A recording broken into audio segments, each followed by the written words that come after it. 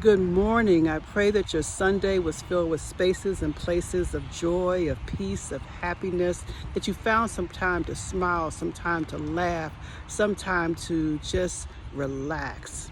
Today, my title is Hey, Hey, Mr. Dream Merchant. You know, for a lot of us, when we go to sleep at night, there are people who don't dream at all. There are people who dream, but they don't remember their dreams.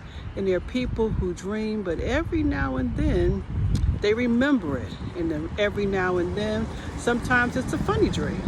Sometimes it's a dream that doesn't make sense. And sometimes it's a dream that's disturbing. And I want to kind of talk about that because, you know, I believe that when we dream, no matter what the content, if we're able to remember it, it's not about what literally happened. It's about what does it symbolize? What is the message? When I was growing up, and those of you who've read my book know that I was molested by a family member from age 9 to probably about age 11 or 12.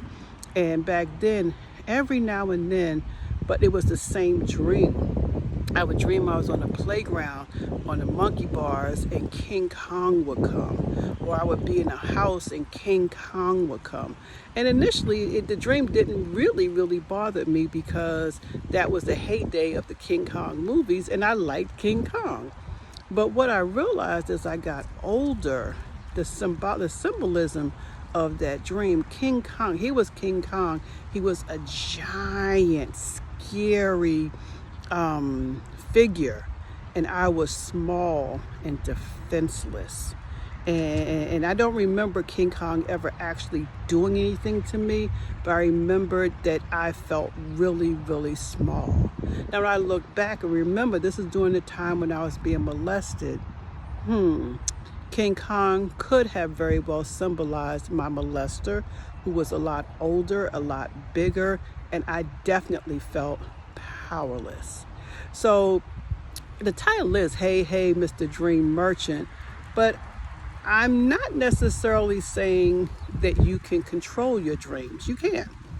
I'm not necessarily saying, well, let me say this. Sometimes our dreams have to do with if there's something that's on our mind during the day, we may end up having a dream that has something to do with it. But again, it's the symbolism. But I want to encourage you, those of you who may have nightmares, those of you who may have disturbing dreams, those of you who may have perfectly happy dreams, that, you know, if you can remember it, move past the literal meaning of the dream and think about symbolically what is your subconscious trying to tell you. Symbolically, what is your subconscious wrestling with? Symbolically, what messages or God or the universe or whatever you may term it, what message are they trying to get to you?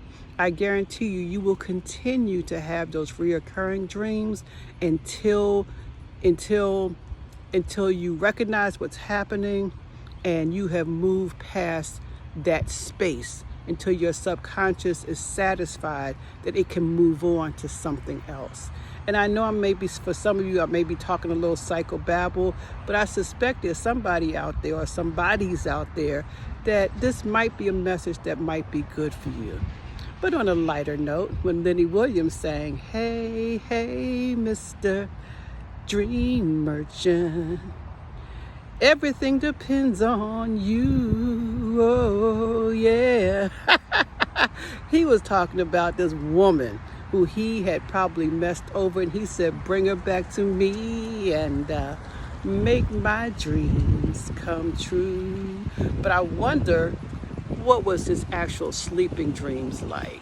Just a note to make you laugh and have a wonderful day. Love you all. Bye-bye.